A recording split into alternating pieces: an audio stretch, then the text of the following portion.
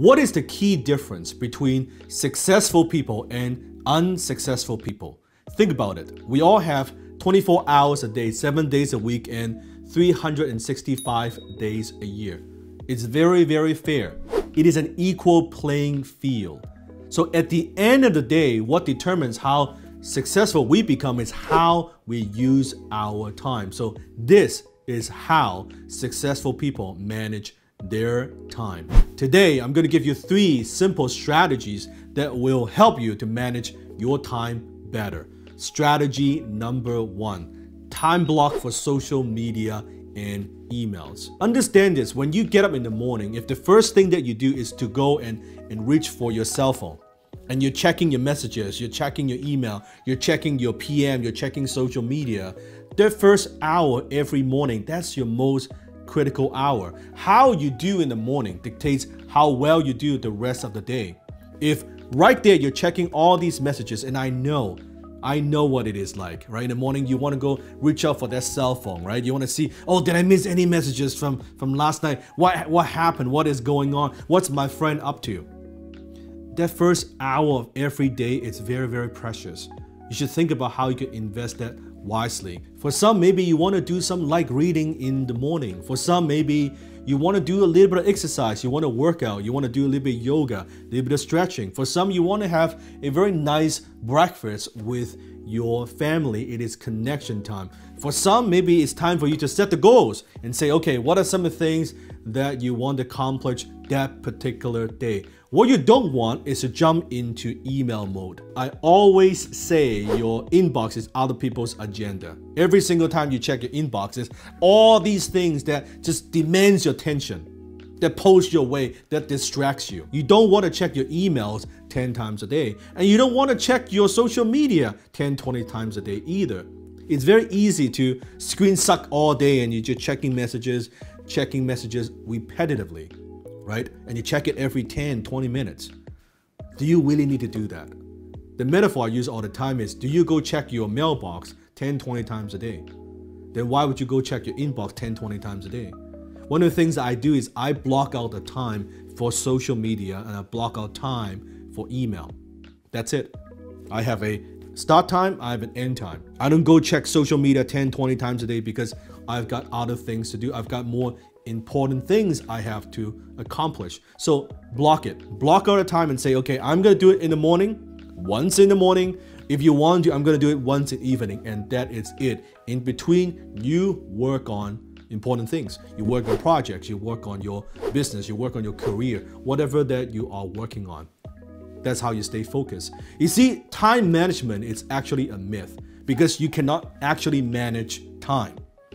You and I, we only have 24 hours a day. You cannot make them go faster. You cannot make them go slower. We cannot create more time. All we could do is actually manage our priorities. So when someone tells me, oh, I don't have time, what they're actually saying is, this is not that important for me. It's not my priority. That's what they're actually saying. Well, I don't have time to exercise. What they actually mean is, exercise is not that important to me. That's the truth. So time management is actually priority management.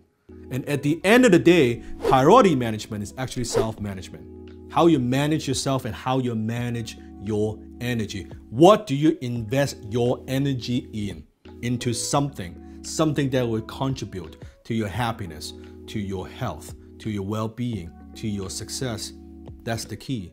Strategy number 2, know your magic number. If you don't know what your magic number is, I talk about this extensively in my book, FU Money. If you don't have a copy of my book, FU Money yet, click the link in the description. You could get a free copy. All you need to do is cover the shipping. In the book, I talk about your magic number. Let's say your goal, your financial goal is to make $100,000 a year, 6-figure income. Wouldn't you agree that's pretty good for most people? $100,000 a year. And let's say on average, you work 40 hours a week. And we have 52 weeks a year. Let's say you take 2 weeks off, 50 weeks a year. So 50 weeks times 40 hours, that's 2,000 hours. So take your annual income goal, $100,000. Let's divide that by 2,000 hours. What do you get? You get $50 per hour. So what it means is this: if your goal is to make $100,000 a year, it means that your hourly rate needs to be at least, at the very minimum, $50 an hour. Now, here's the key. Look at everything that you do every single day and ask yourself this question. Comment below. Is what I'm doing worth $50 an hour? Now, if what you're doing now is not worth $50 an hour, that means for every single hour that you're working, you need to be at least making $50 an hour. That's the very bare minimum of the value that you need to create for every hour that you put in. If what you're doing is not worth $50 an hour, then how the hell in the world ever you're gonna get to $100,000 a year? It's cause and effect. Does that make sense? And now let's say your goal is to make $1 million a year. $1 million a year. What does that mean? It means at the very minimum, every single hour that you work, your hourly rate needs to be at the very minimum $500 an hour.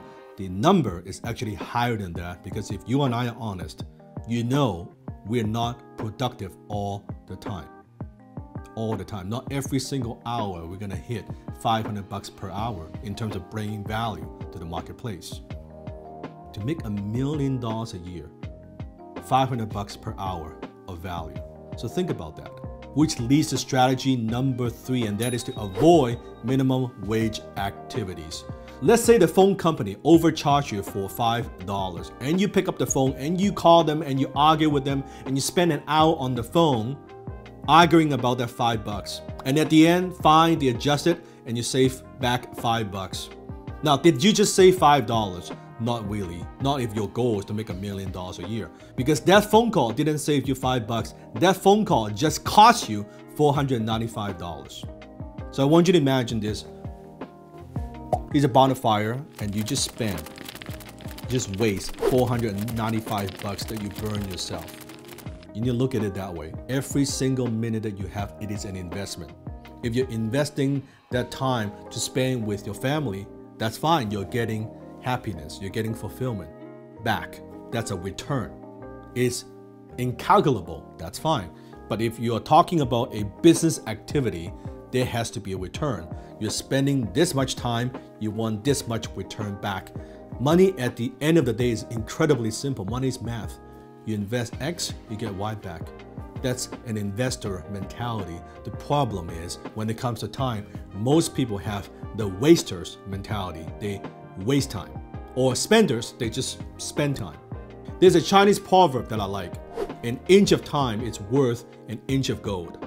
But you cannot buy the inch of time with an inch of gold. So choose wisely how you want to invest your time, because at the end of the day, your life is nothing more than a reflection of how well you invest your time.